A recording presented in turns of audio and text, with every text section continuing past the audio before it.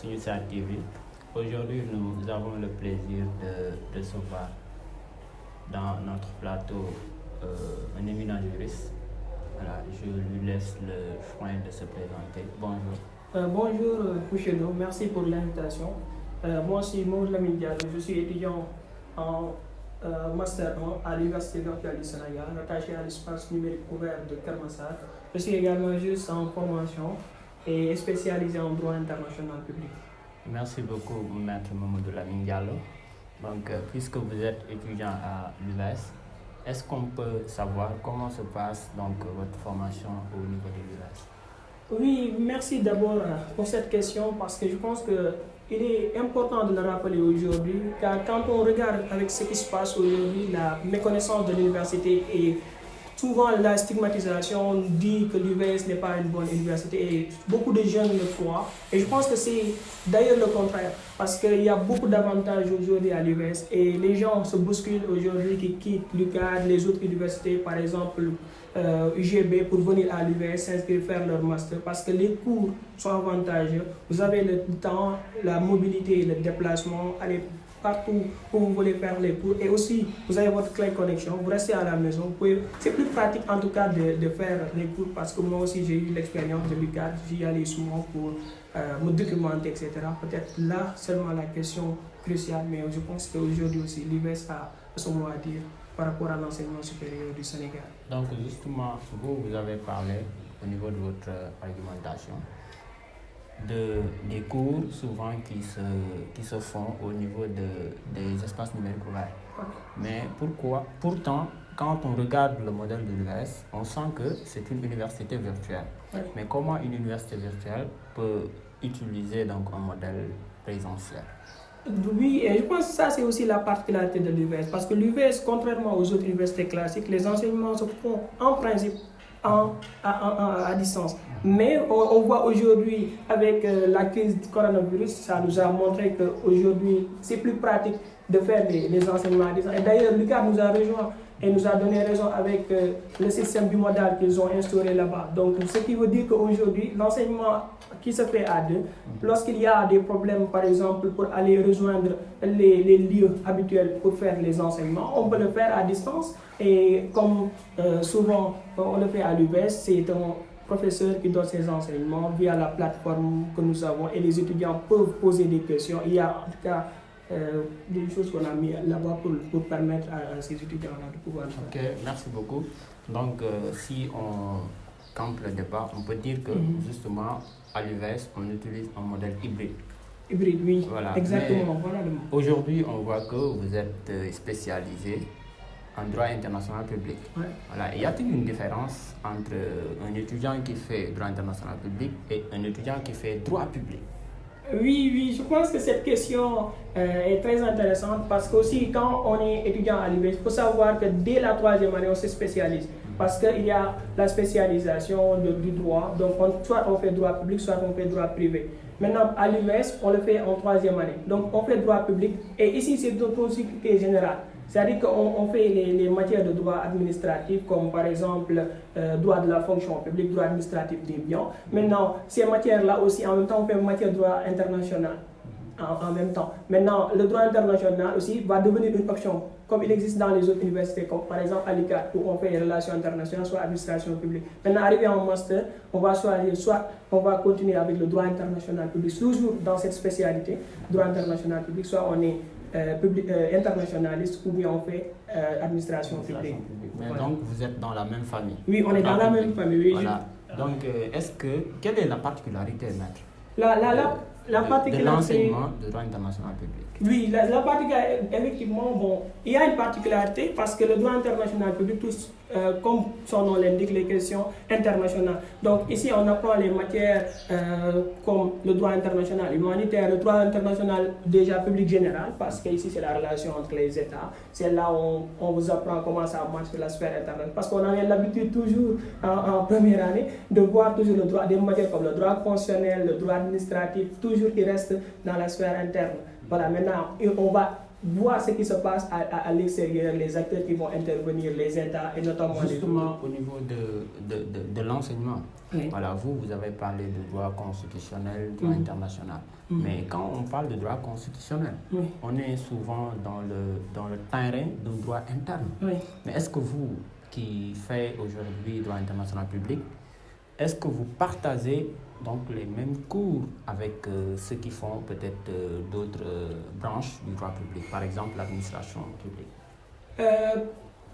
L'administration publique, aujourd'hui on peut dire qu'il y a une spécialité et une spécialisation qui est un peu plus restreinte.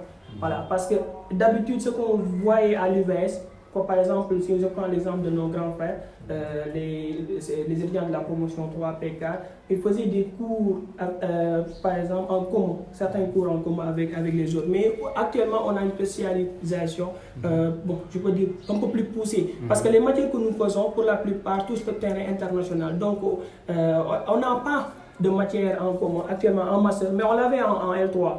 Par exemple, pour la fiscalité, on le faisait et les étudiants qui sont en droit privé le font. Mais par exemple, par rapport à l'option, toujours quand on reste sur l'administration publique et le droit international public, il y a une seule matière que je connais, c'est le droit international humanitaire. Voilà, donc eux aussi, il faut droit international humanitaire et aussi, je pense, relations internationales. Ouais. Justement, puisque vous parlez de relations internationales, vous parlez de droit humanitaire. Nous devons parler aussi de droits de l'homme. Voilà. Aujourd'hui, quand on regarde un pays comme le Sénégal, voilà, on a tendance à dire que oui, le Sénégal est un pays démocratique, le Sénégal, la démocratie est avancée, etc. Mais pourtant, quand on regarde de près, certains qui disent que voilà, au Sénégal, il n'y a pas de démocratie parce qu'on ne respecte pas les droits de l'homme. Voilà. Partageriez-vous ce sentiment? En tout cas, à mon humble avis, étant apprenti juriste, en regardant de près ce qui se passe dans notre pays, je peux dire, donc je ne peux qu'être optimiste. Donc dans cette logique-là, je veux dire que le Sénégal respecte le droit de l'homme.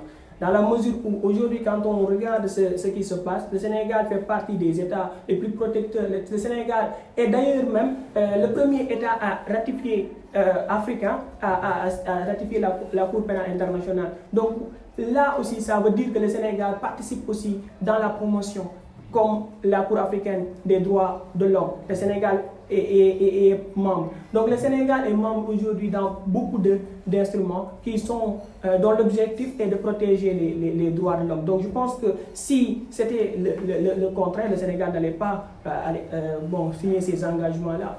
Voilà. Mais est-ce que ratifier donc tous ces instruments, tout cet armada juridique-là, peut justifier le fait qu'au Sénégal, nous sommes très avancés en ce qui concerne la protection et la promotion des droits de l'homme?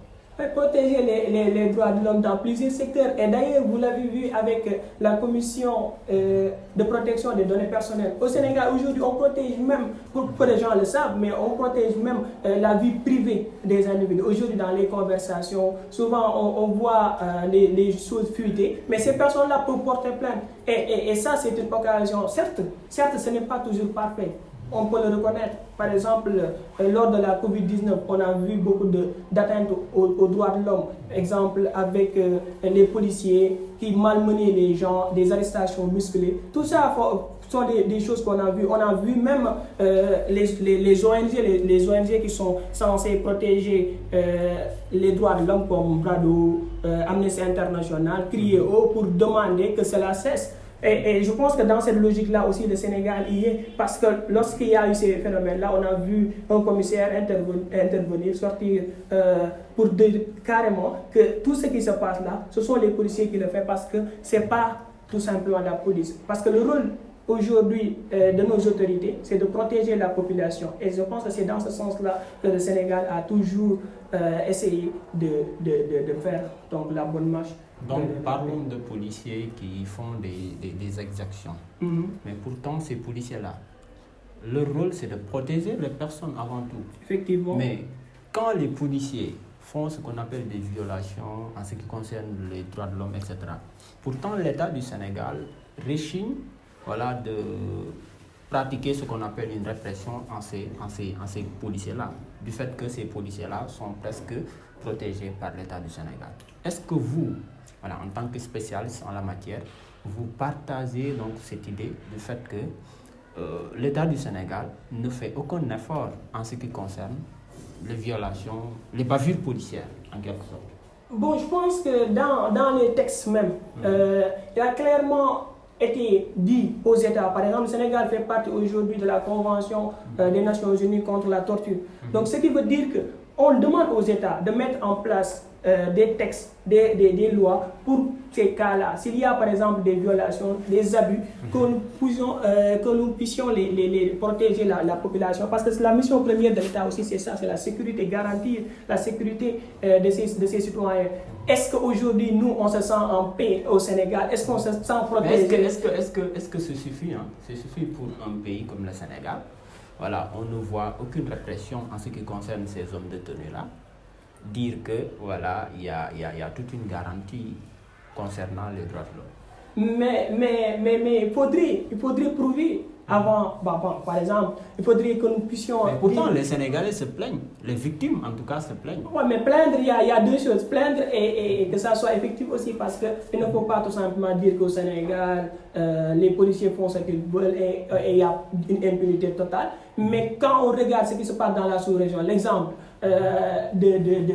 par exemple, Gambie, ou bien, voilà, où on a vu des policiers sous l'ordre de Yaya Jammeh qui sanctionnaient durement la population. On a vu la réaction de la communauté internationale. Bon, par rapport à cette question, je sais que je vais un peu sortir du terrain parce que la question concerne le Sénégal. Attendez, mais est-ce que aussi le fait de parler ou de prendre l'exemple de la Gambie, peut-être Gambie sous l'ère de Yaya Jammeh, Yaya était un révolutionnaire pour en tout cas la population internationale. Pour ce qui constitue donc les instances internationales, etc., Yaya était un révolutionnaire. N'est-ce pas, quand vous êtes révolutionnaire, on sanctionne. Quand vous n'êtes pas révolutionnaire, on ne sanctionne pas. Mais le Sénégal, personne ne peut nier que c'est un état de droit. Peut-être pour répondre justement à votre question, parce que je sais pourquoi vous le dites, qu'il y a même peut-être a mis par exemple un régime dictatorial. Donc, ce qui veut dire que tout simplement il n'y avait pas de liberté comme au Sénégal. Donc, il n'y a pas lieu de faire la comparaison, mais je veux dire tout simplement que la sanction existe. Même si le Sénégal ne sanctionne pas, on ne veut pas sanctionner, mais il y a la CPI qui est là pour ça. Oui, la CPI. Voilà, justement la CPI. Voilà, la CPI. Est-ce que la CPI peut sanctionner si l'État du Sénégal ne veut pas faire d'efforts, quoi?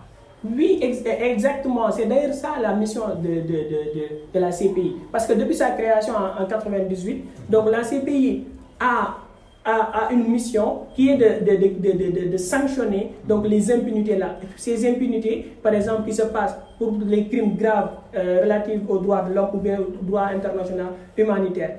Aujourd'hui, si on commet par exemple un crime de guerre, on est sanctionné devant la CPI. Si on commet par exemple des crimes de génocide, on est sanctionné devant la CPI. Si on commet un crime contre l'humanité ou bien un crime d'agression, tous ces cas-là sont... Mais est-ce que la torture fait partie donc des compétences de la CPI? La torture, oui, bon, parce que torture, simplement le mot, par exemple, quand on dit torture, c'est une agression. Donc ici, c'est par exemple une personne qui, de manière volontaire, donc souvent les policiers, bon, on va prendre l'exemple des policiers parce qu'il faudra que l'État le fasse. Et donc l'État qui était censé protéger, donc fait un abus de pouvoir, donc utilise des personnes donc, et les bastonne pour avoir des renseignements ou bien tout simplement des aveux. Voilà, donc c'est ça. Justement, parlons de torture, voilà, d'agression, etc. Pourtant, on a vu récemment le leader du PASTEF déposer une plainte devant la Cour pénale internationale. Mais on voit nettement qu'il n'y a pas gain de cause pour lui. Pourquoi? Bon, je reviens un peu sur le commentaire, parce que souvent les gens font l'amalgame. La CPI est compétente pour juger des individus, donc des personnes qui ont commis les crimes que je viens de citer. Maintenant, pour ce qui est de l'État du Sénégal, c'est à la CIJ, Cour internationale de justice. Maintenant, s'il y a des crimes de guerre qui sont commis par le gouvernement sénégalais, notamment, comme le dit souvent, l'opposition à la personne de Ousmane Sonko, sur le président de la République, M. Macky Sall. Donc, s'il y a des crimes commis par Macky Sall, il appartient à la Cour pénale internationale, parce qu'il y a des modalités de saisine. La Cour pénale internationale peut être saisie par les États partis. Et si les crimes sont aussi perpétrés sur le territoire d'un État parti, donc la CPI compétente, et aussi le procureur de la République peut s'autosaisir, et donc et aussi le Conseil de sécurité des Nations Unies, on l'a vu dans beaucoup de cas, récemment avec l'affaire du président soudanais Omar el-Bashir, on a vu que le Conseil de sécurité s'est activé dans cette logique-là. Donc tous ces modalités-là, vous pouvez le voir à travers l'article 13 du statut de Rome. Donc on peut dire que pourquoi la plainte n'a pas abouti, c'est que Sonko ne devait pas avancer dans sa plainte, que ces exactions-là ont été commises par l'État du Sénégal. L'État du Sénégal. En tout cas, il faudra que nous puissions faire la différence entre l'État du Sénégal ou bien en tout cas les membres, les personnes. Donc la CPI ne juge pas un État, mais elle juge donc les individus. Les individus, voilà, les individus. Donc si par exemple, si c'est présumé crime-là que le président Ousmane Sonko dit aujourd'hui, président de PASTEF, bien sûr, voilà, dit que... Mais pourtant, on entend souvent le leader du PASTEF parler. Quand il parle, il ne dit jamais l'État du Sénégal, mais il dit président Macky Sall. Mais pourtant, c'est le contraire que l'on voit. Pourtant, dans sa plainte, il a dit carrément, nous allons porter plainte devant la Cour pénale internationale, voilà, contre Macky Sall, mais pas contre l'État du Sénégal, mais maître. Mais si vous dites contre l'État du Sénégal, moi je n'ai pas lu, peut-être contrairement à vous qui êtes plus informé que moi, je n'ai pas lu la plainte de Ousmane Sonko. Mais ce que j'ai entendu relayé par les médias, on voit toujours l'État du Sénégal. Voilà, c'est ça le problème, parce qu'aujourd'hui, est-ce qu'au Sénégal, vous avez vu des cas de crimes de guerre, crimes contre l'humanité ou bien crimes de génocide? Voilà, donc dans ces cas, comment on peut maintenant attraire le président Macky Sall devant la CPI? C'est pas sérieux, parce qu'on a vu que ce sont des rebelles qu'on juge là-bas. Le premier cas jugé par la CPI, c'est l'affaire relative à Thomas Lubanga de RTC Congo. On a vu, voilà, des personnes qui ont commis exactement des crimes. Africain, hein? Oui, qui est un Africain. Alors justement, parlons des Africains traqués devant la CPI. Pourquoi la CPI ne juge que les Africains? Je pense que ça, c'est de mauvaise foi. Souvent, on entend ce discours-là. Et d'ailleurs, les dirigeants africains, dans deux conférences, deux sommets, l'un à Malabo, en Guinée équatoriale, et l'autre en Éthiopie, Addis Abeba, ont même encouragé les États africains de se retirer de la CPI. Et je pense que le Burundi a fait ça depuis 2017, donc le Burundi n'est plus membre. Il y avait des pays qui voulaient le faire comme la Gambie. Et aujourd'hui, du temps de Yaya Jammeh, mais aujourd'hui Adama Barrow a enlevé cette idée-là. Est-ce que vous êtes d'accord que le Sénégal doit se retirer devant la CPI? Non, bon, je ne le pense pas. Pourquoi? Parce qu'aujourd'hui, il faudrait que nous puissions nous sentir protégés, nous, la société, nous les populations qui vivent. Parce qu'il y a des personnes qui ne peuvent pas échapper à la justice internationale parce que tout simplement, ce sont des présidents de la République qui occupent des fonctions qui leur permettent d'avoir des immunités. Et vous savez, la particularité de la CPI, c'est ça. Parce que la CPI, il n'y a pas d'immunité. Aujourd'hui, sur le plan interne, l'article 102 de notre Constitution prévoit que, par exemple, le président ne peut être poursuivi en cas de trahison. Donc ici, il y a une immunité en quelque sorte parce qu'il y a certaines violations que le président peut faire qui ne peuvent pas être... Mais est-ce que la CPI connaît l'immunité, quoi? Non, c'est ce que je disais tout à l'heure, la CPI ne connaît pas l'immunité. Qu'on est présent en exercice, comme le cas du président El-Bashir, on a vu le cas, et aussi le président du Kenya, Kenyatta. Donc on a vu ces cas-là. Donc ce qui veut dire que la CPI est là pour rendre effectivement une justice, que personne ne puisse échapper à la justice dès lors qu'on parle de responsabilité internationale de certaines catégories de personnes. Donc la responsabilité pénale engage tout le monde. Il n'y a pas de personne qui peut échapper à la juridiction de la CPI. Justement, après avoir donc parlé de la CPI, on va encore revenir en Afrique. Oui. Et quand on revient en Afrique, on va parler surtout faire un peu de la protection ou parler de la promotion des droits de l'homme. Voilà, quelles sont les instances aujourd'hui en Afrique, voilà, qui luttent contre ces exactions-là en matière d'atteinte aux droits de l'homme? Bon, c'est une question très très importante parce que aussi les citoyens doivent le savoir. Par exemple, si l'État du Sénégal aujourd'hui ne veut pas répondre par exemple à la demande d'une personne qui va avoir justice, donc la personne là a la possibilité de saisir des juridictions au niveau régional. Par exemple, je vais prendre le cas de la Cour africaine. Voilà, qui a été instituée en 1998 avec le protocole de Ouagadougou. Donc cette cour-là a une compétence qui est large.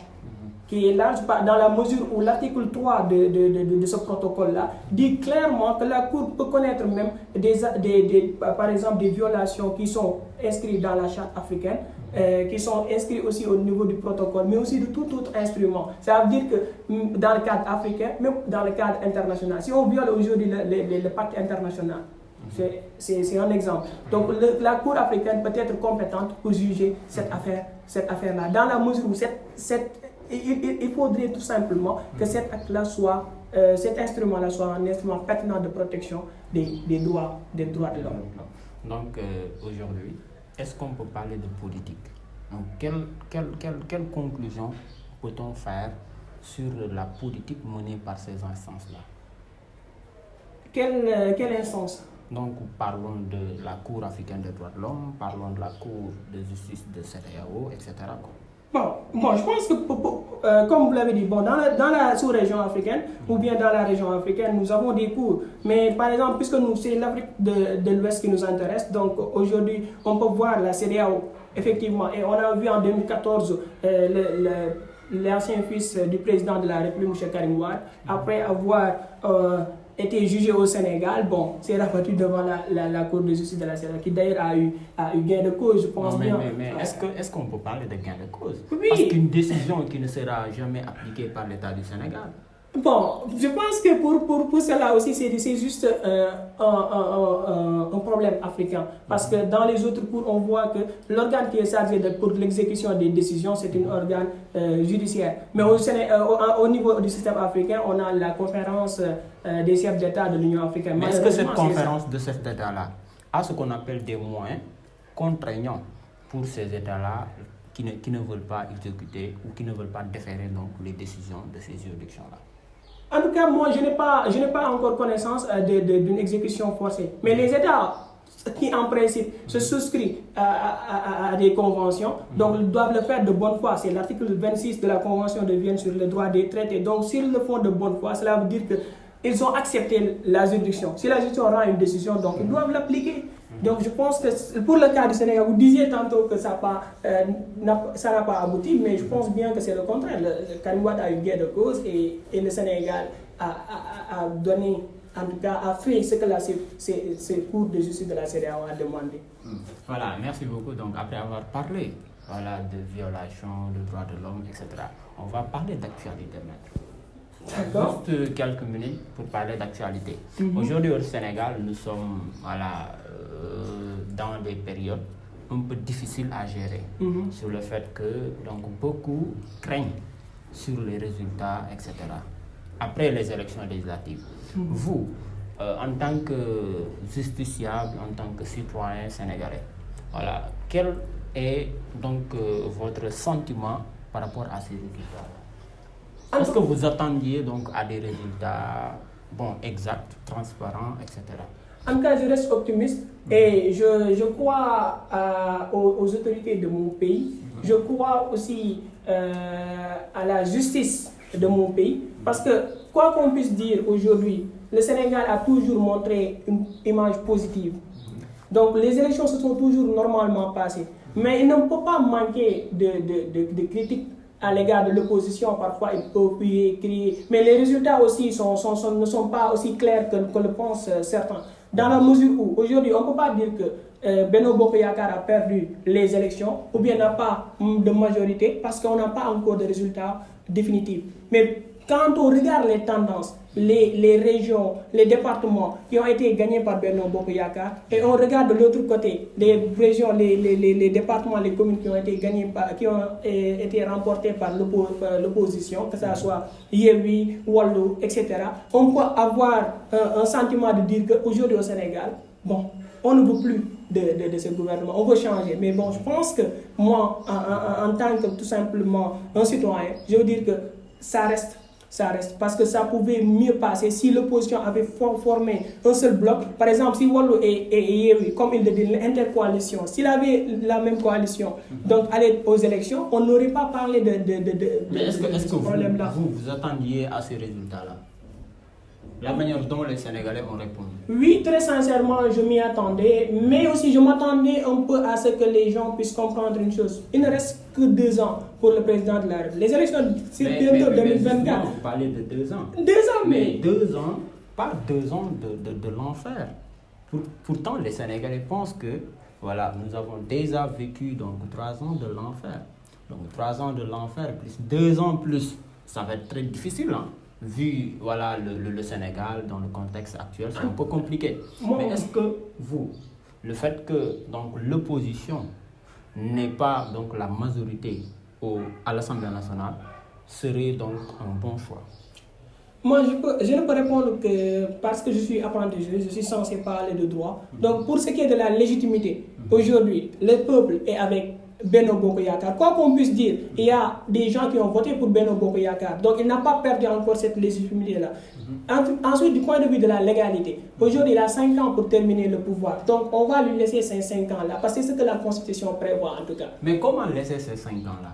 Oui, mais laissez les 5 ans, vous dites tout simplement, attendre les élections. Le président de la République, la majorité. On le donne, mais il ne l'a pas pris. On est passé par les urnes récemment. Je pense que ça, c'est le principe de la transparence. On a voté pour. Vous connaissez mieux que quiconque le Sénégal. L'esprit sénégalais, en tout cas. Bon, chacun a son propre interprétation. Qu'on n'est pas d'accord, à chaque fois quand on donne des résultats, on essaie de les manipuler, etc. Manipuler les résultats, bon, je ne pense pas que cela soit facile aujourd'hui avec ce qu'on voit. Les gens qui ont siégé aujourd'hui pour chaque parti, comment ça se passe, les modalités, les décomptes, etc. Donc aujourd'hui, on ne peut pas parler de manipulation. Il faudra qu'on soit aussi sérieux dans ce que l'on fait. Au Sénégal, moi, je ne suis pas politique. Je ne soutiens pas en tout cas un parti. Mais moi, j'ai des principes et j'ai des convictions. Mais moi, je pense, et je le pense très sincèrement, que le Sénégal n'a pas encore atteint un niveau où on va dire qu'il faudra coûte que coûte faire sortir le président de la République du palais, comme le disent certains souvent, et voilà, changer de président. Mais est-ce que donc vous pensez à une cohabitation? Cohabitation. Est-ce que ce serait une bonne idée pour le Sénégal? Non, malheureusement, je ne pense pas à une cohabitation parce que si on voit les tendances actuelles, en attendant les résultats définitifs, donc on peut dire que la majorité est claire. Donc ce sera le parti au pouvoir qui aura la majorité à l'Assemblée nationale. C'est pas que je suis en paix. Pour vous, la meilleure solution, la meilleure issue pour le Sénégal, c'était de réserver la majorité. C'est que je pense. Je vous demande. Oui, d'accord. Oui. C'est de laisser la majorité au président de la République. Oui, c'est ça. Non, au président de la République. Pour le moment, oui, pour qu'il puisse mener à bien sa politique et continuer. Parce que, quoi qu'on puisse dire, on a vu des résultats prometteurs. Voilà. Le Sénégal a aujourd'hui des infrastructures. Le président a réalisé beaucoup de choses. Je ne peux pas les lister toutes, voilà, parce qu'on a beaucoup de choses à dire. Mais une chose est claire, tout le monde a vu la réalisation. Mais chaque fois, l'opposition nous argue comme argument qu'on gaspille notre argent, des milliards pour simplement un stade, des milliards pour le terre, des milliards pour le projet BRT, des milliards, mais bon, il faudra construire aussi le pays. Oui, merci beaucoup. Donc, on aurait voulu continuer cette émission, mais malheureusement, le temps nous est compté. Mais juste, je vous laisse donc 1 minute à développer, à parler avec les étudiants de l'UVS. D'accord. Surtout sur les projets que vous avez. D'accord, je pense que c'est une belle occasion que vous m'offrez là parce que je pense que nous avons aujourd'hui beaucoup de choses à montrer, à préparer, à présenter aussi aux étudiants et de leur dire d'avoir du courage parce que nous avons aussi foi en l'UVS et que nous aspirons à faire de cette université une université de référence, comme le dit souvent le professeur Moussa Lo, qui est notre coordonnateur à l'UVS, et aussi beaucoup l'ont cru pour dire l'exemple de notre administrateur à l'ENA de Kermassar, Mouchénian, et qui nous rappelle souvent il faudra venir avec des projets. Nous avons aujourd'hui un grand projet, c'est la mise en place d'un grand cercle au niveau de l'UVS qui va nous permettre de promouvoir notre enseignement, de vulgariser, de mieux rendre compte de ce qui se passe au sein de l'UVS. Parce que les gens souvent pensent qu'à l'UVS, il n'y a pas la qualité. Mais je pense qu'ils ont tort. L'exemple que je veux donner, c'est la 4e édition de la compétition CAIDEBAT. L'UVS, pour sa première participation, a pris la 3e place et a battu des facultés de l'UQAD, notamment la faculté de lettres qu'on a battu en demi-finale. Donc tout ça montre qu'aujourd'hui l'UVS est en train de venir. Donc la mise en place de ce projet-là va dans ce sens-là. L'UVS aujourd'hui a beaucoup de choses à montrer et je pense que nous, étudiants de l'UVS, moi particulièrement et vous aujourd'hui et les autres aussi, avons beaucoup de choses à montrer et je pense qu'avec le temps, Inch'Allah, bientôt, nous allons pouvoir le faire. Merci beaucoup. Donc, je rappelle, chers amis internautes, nous étions avec Mamadou Lamine Camara. Il est étudiant à Mamadou Lamine Diallo, voilà, excusez-moi.